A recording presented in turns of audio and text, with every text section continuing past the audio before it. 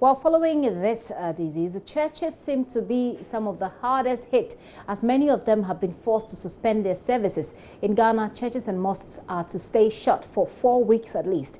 But it appears many of these churches are finding various ways to reach their flock. Many of them are now using Facebook Live and other social media platforms to encourage their members. JoyNews editor Fifi Kumsing monitored address by Archbishop Duncan Williams and those of others and has come through with this report. Yes, I will be still and know you are God. The choir of the Action Chapel International sings to prepare the atmosphere for an address by the founder, Archbishop Nicholas Duncan Williams. Endures forever. As a result of the proclamation and the address of our president concerning the coronavirus, it's been declared that for the next 4 weeks, there will be no public gatherings, and therefore I have instructed all Action churches and affiliate churches in Ghana to suspend all services and run all our services on social media. The Archbishop says the outbreak is only a fulfillment of prophecy, but he encourages his members to stay firm and faithful to God, declaring 30 days of fasting and prayer for the nation. And I will, by God's grace, be addressing you every day, and I've also declared a 30 days of prayer. The Lighthouse Chapel International will also connect to its members via Facebook Live.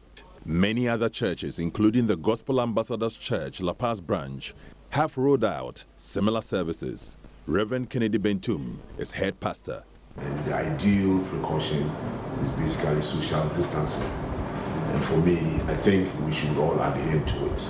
That may be the case in Ghana, but it's even bigger in the United States of America. Pastor of the Porter's House Mega Church, Bishop T.D. Jakes, believes these are only signs of the end times, but he has some words of comfort for his members. Be of good courage. Soon this will pass over. Soon the clouds will escape the sky.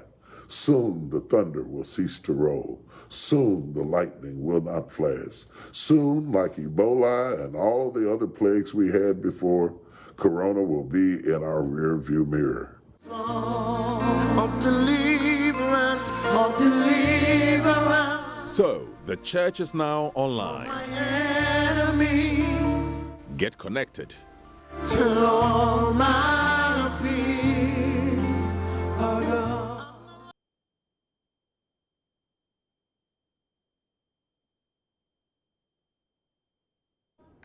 And the admonition is not to be afraid, not to fear, not to panic as we go through these difficult times. Well, China has reacted angrily after U.S. President Donald Trump referred to the coronavirus as Chinese.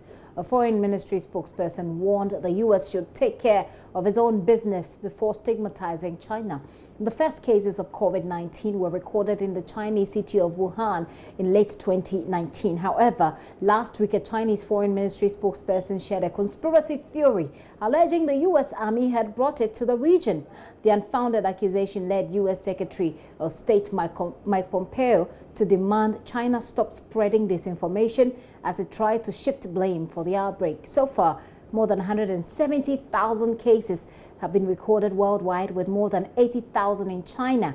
However, on Tuesday, Beijing said it has recorded just 1 new case caught in China, with all other new cases brought into the country.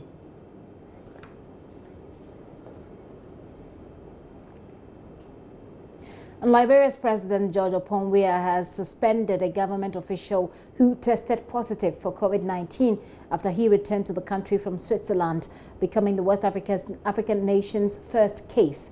Mr. Weah said Nathaniel Blama, head of the Environmental Protection Agency, had refused to be quarantined as required by health protocols set up to deal with the corona outbreak. But Mr. Blama denied the accusation, saying he had complied with the health rules and that he regretted that state officials were misinforming the public. Meanwhile, a statement released from the Information Ministry says President Weah has suspended all school activities, including those of universities, for 1 week from 17th of March. The measure will allow the health authorities to conduct surveillance and trace those said to have arrived in the country on the same flight as Mr. Blama. Many Liberians are anxious, with many worried that if the virus is not controlled, it could create a health crisis similar to the 2014 Ebola outbreak, which killed more than 11,000 people in the region.